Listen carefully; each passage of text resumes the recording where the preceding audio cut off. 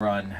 There was an advisor of the organization, but he was a full-time faculty member, and he didn't really have time to put as much into it as he could. So basically, the long and short of it is the station kind of went by the wayside. Equipment was falling apart, being stolen. Station was not taken seriously, and it went off the air in the 90s.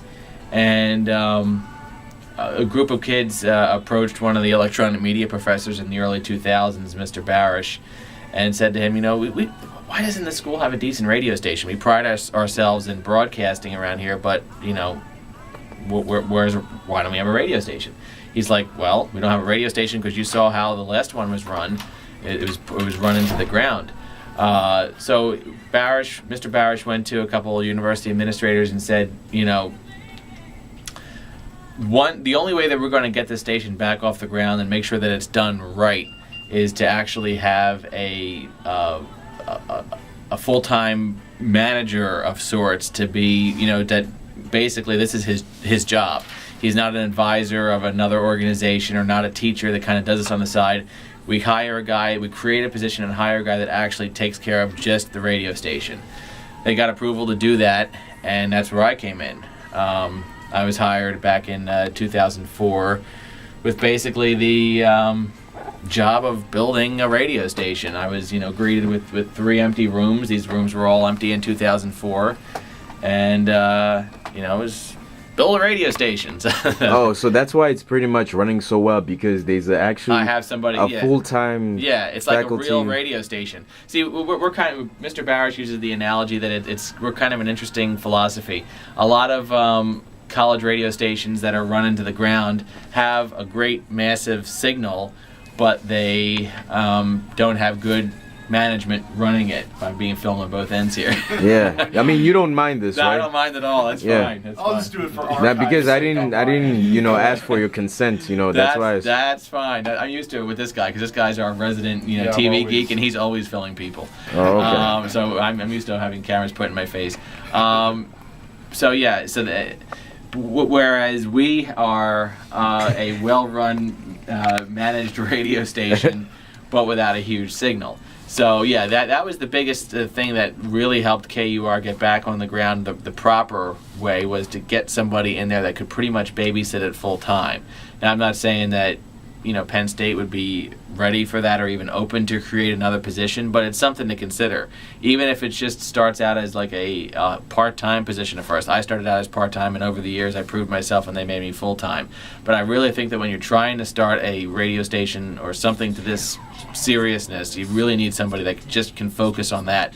Unless there's a faculty member or an advisor at Penn State that doesn't really have that much to do and they wouldn't mind. But it needs more than just a couple hours a week. It needs a lot of work, especially when you're building something from ground up. So one of the first decisions I had to make when I was here is, how are we going to go about doing this? Are we going to buy a bunch of equipment in pieces and kind of put it all together ourselves with the help of the technicians, which could take a long time? Or are we actually going to go out and hire like a company and go in here with hammers and drills and everything and actually build the radio station? I didn't like the idea of buying pieces of equipment and kind of putting it together over time, because that would take too long and it would have been a nightmare, because I would have been relying on electronic media people that have full-time jobs to do it on the side. So I pushed to go with this company that I had been given strong recommendations of, called Radio Systems. You can see the board's a Radio Systems board. And basically they did, as they call it, a turnkey operation. They came in here and went at it in the September of 2004 and built a radio station for us. Funding it, it was, basically I'd say we have $60,000 worth of equipment between the 2 rooms. Funding came half from, so we're kind of an interesting hybrid organization. Every university's radio station has a slightly different way to run things.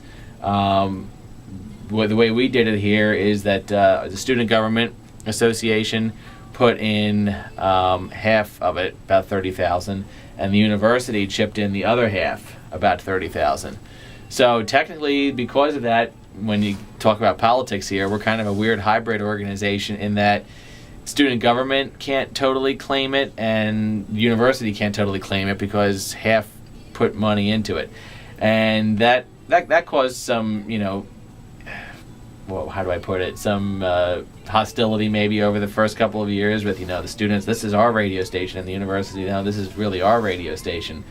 But over the years, we worked out a balance of sorts where we have a pretty good structure set up that, we have the club side of the radio station that decides on things like fundraising, initiatives and fun events that we're going to do to promote the station. And then we have the broadcast side of the station that's taken very seriously and is, actually deals with the actual over-the-air broadcast. And that balance has worked pretty good for us over the years. It could change in future years if the station gets bigger and bigger. It might totally eventually become like a university-type station, still run by still operated by students, student-operated, but with more direction from the university rather than student government. So yeah, it's a tedious mixture there, or a tedious balance, but it's worked pretty well for us for